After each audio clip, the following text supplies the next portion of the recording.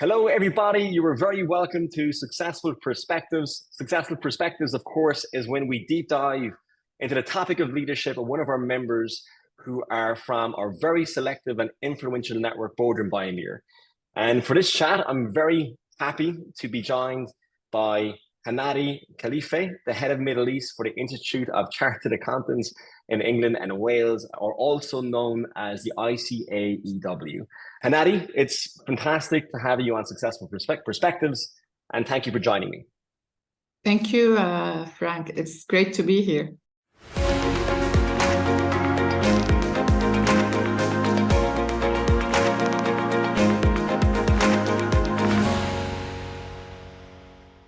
Hanadi, the ICAEW, a professional membership organization that trains, develops, and supports over 150,000 chartered accountants worldwide. And look, I've been very lucky to get to know you over the last few years. And I've been honestly really looking forward to our conversation to learn more about your leadership styles and principles. So let's start by going back a little bit in time and thinking about leadership when you were younger. Say when you were starting out your career.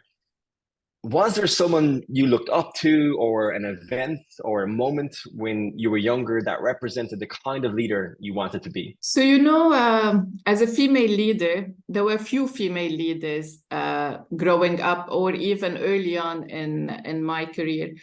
But I remember I always looked at the female in my family, my larger community, who I felt were successful. And there were also, again, very few female who made it to the workplace growing up in my community. So I looked up for these women, and leadership back then meant a lot of success. I didn't really dig deeper into what leadership means, but I also knew that to be successful, you have to develop yourself. You have to develop your competency. And it was more on the technical skills, on the hard skills. So I got my bachelor degree, I got my MBA. For me, continuous learning is an absolute must for any leader. And I think my father was a great example for me of always learning, never stopping, always exploring new avenues. So I guess that was probably the main driver for me, or the main aspiration is to keep learning, keep developing. Oh, but I agree. I couldn't agree more. I think back to my childhood, and I would have to relate to my parents as well, being that anchor of the perception of leadership and what it meant at that time based on our definition at that time. But as we progress through life, or the perception of that reality of leadership changes. And to your point, I couldn't agree more. It's that a continuous development. But something you touched on there, Hanadi, which is something I want to maybe dive into, is like the popular beliefs of leadership, right? Like for you, and thinking back in that journey, what is the one popular belief about being a leader that you feel is actually total nonsense? That you're born a leader. I think we grew up with maybe a patriarchal kind of concept for leadership, like the strong personality, the success, the alpha male type of attribute. But it's actually, you become a leader. You're not at all born a leader, you become a leader. And I think that shift also happened probably a decade or more so, when we shifted from shareholders' value, where the CEO or a leader of a company main focus was really just maximizing shareholder value, to the wider concept of stakeholder value. And I think this is where even leaders who were successful delivering the shareholder value are not necessarily successful when it came to the wider scope of stakeholder values. introducing CSR, ESG very recently. So how are we as a company socially responsible, not just for the outside stakeholder, but our internal stakeholders, our employees? And this is where the shift to the importance of EQ, of emotional intelligence, became more important for a leader. How do you really nurture your teams? How do you care? How do you develop that culture of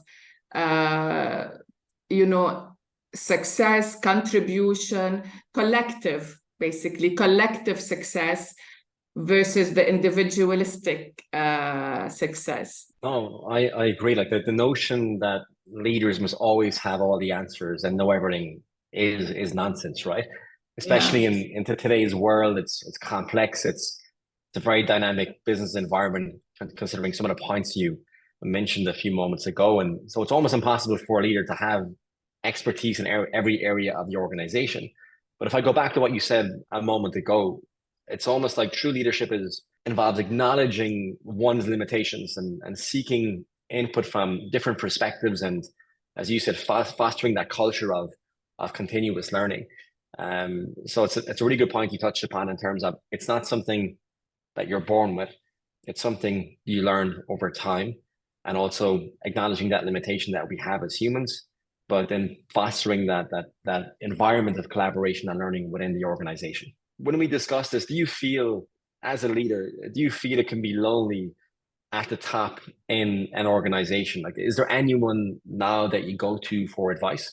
Oh, well, you definitely feel lonely at the top, especially as a female, leader. I mean, things are changing, but it's still a men's club at the top. I've realized, I guess, the importance of having a mentor. I used to go to Friends.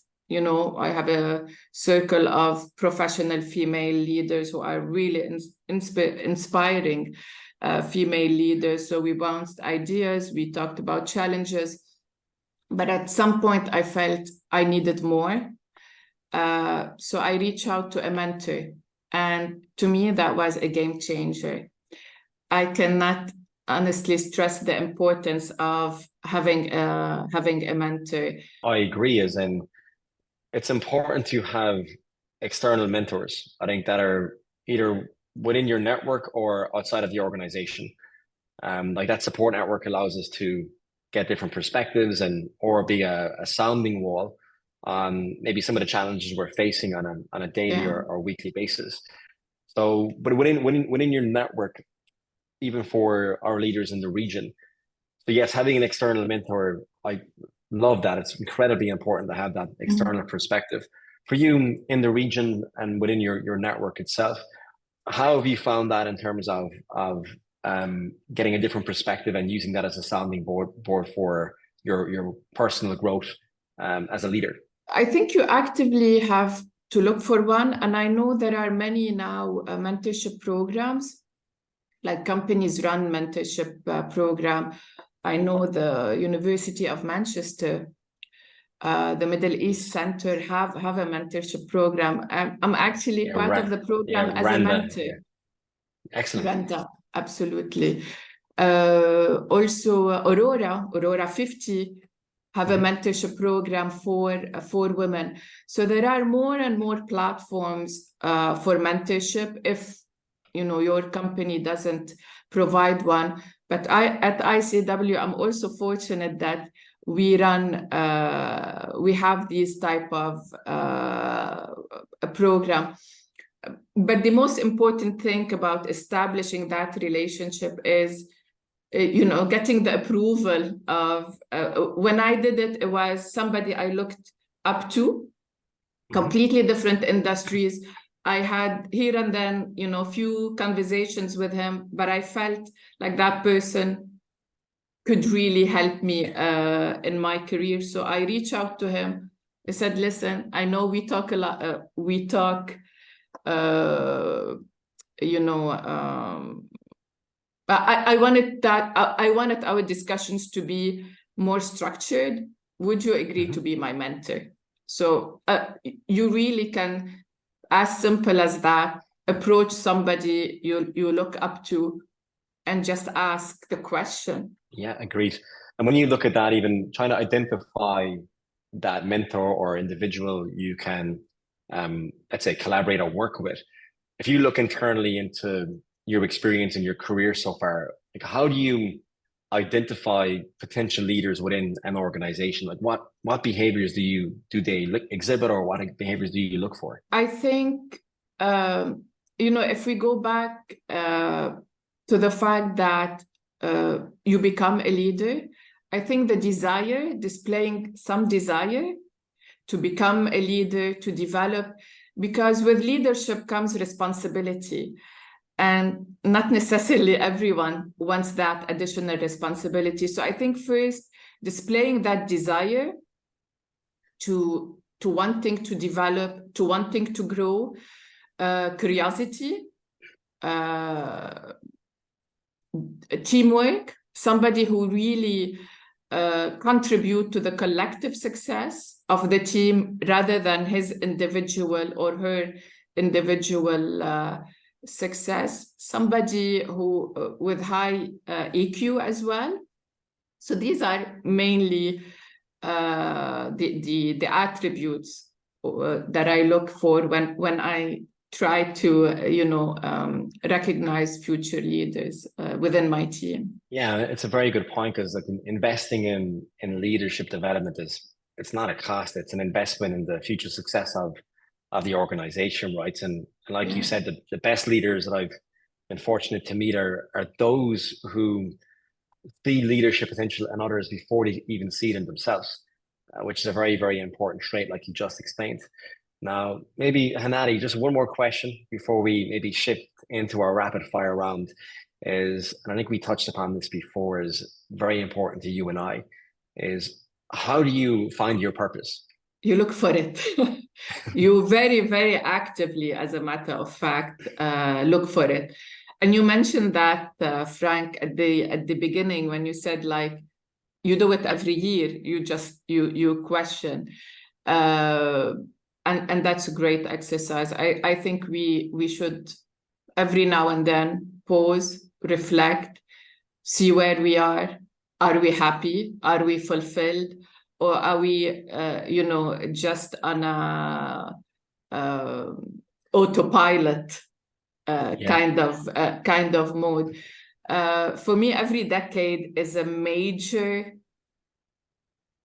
time for me to do a table rase, to have the slate clean, I think we say. Yeah. Just really looking at all aspects of my life, family, work, friends, social. Where am I? Is this where I really want to be? And I've been fortunate in 2016. I was really unfulfilled in my work. I felt there was something missing. So I started my NLP training, the Neuro-Linguistic Programming training. Yeah. And that was a game changer for me, understanding your limiting beliefs, looking at your values, what really matters for you. That's extremely important. And that really helped me probably being more active and informed when I'm looking for my purpose and checking where am I in getting where I want. And I knew that, like, for me, it's important to empower people around me. This is where I feel the most fulfilled, is when I uplift people around me. Yeah, that's the feeling of the impact we have, right? And can I go back for a second just to understand the decision to step into that program? What, again, not to get too personal, but what are steps in order to decide on that program in particular? So because usually people do it to become coach or really train in it. For me, at that point also my kids were teenagers. And it was also for me how to better you know, engage, understand with my kids, because you know a lot of time it was more conflict. So how do you move any interaction from conflict to you know, to something more engaging? So it was and maybe I should go back I love it. I was at a conference actually, and I met the trainer that I did my training with, Carol Talbot, and I had no idea. I've never heard of neuro-linguistic programming. And I remember she made a you know, stand up, and we did one exercise where she showed us the power of visualization. You know, it was extending your arm and then extending further. And she did few other, you know, exercises like that. And I was like, wow, I need to know more about that. And being me, loving, you know, continuous training development, I said, I want to do that. I want to explore more. This is just fantastic. Like the power of your brain, the elasticity of your brain, what you can achieve with the right mindset, with the right tools, with visualization, with you know, positive enforcement of affirmations. It was just really like changing, as if right? it's a Pandora's box. Pandora's box maybe is a negative, but it was just a game changer for me, and I use it now. It becomes part of who you are. It you know, it's fantastic. Yeah, like purpose is something, if we're lucky, you just fall into, or sometimes it's a moment, like you just explained, that triggers a new reality for you and what you feel is possible for where you want to go. And some of the things you touched upon there, Hanadi, that I love, in terms of like reflecting on passions or areas of strengths and skills, or you mentioned values as well, considering your own values. You mentioned helping others, so thinking about your impact, right? And also setting those goals and looking for other areas. Like you went on that course, you're looking to seek inspiration through new environments, tasks, people, books, etc. That's the step. I think it's important for all of us. Like you said, we're busy. Time can go very fast. Being in a boat in the middle of the night and not knowing which direction you're rowing, it's better to be in a boat that you know where you're going. That reflection, that pausing, you use that word at the start of this question, is so important, to have that time to step away from what you're doing in your life, in your work, and to have that deeper reflection to ensure you're going where you want to go, to be fulfilled, like you said. So Hanadi, thank you for your time. Look, it's been a pleasure having you on Successful Perspectives. Always a pleasure meeting you and speaking with you. Thank you. Very interesting insights.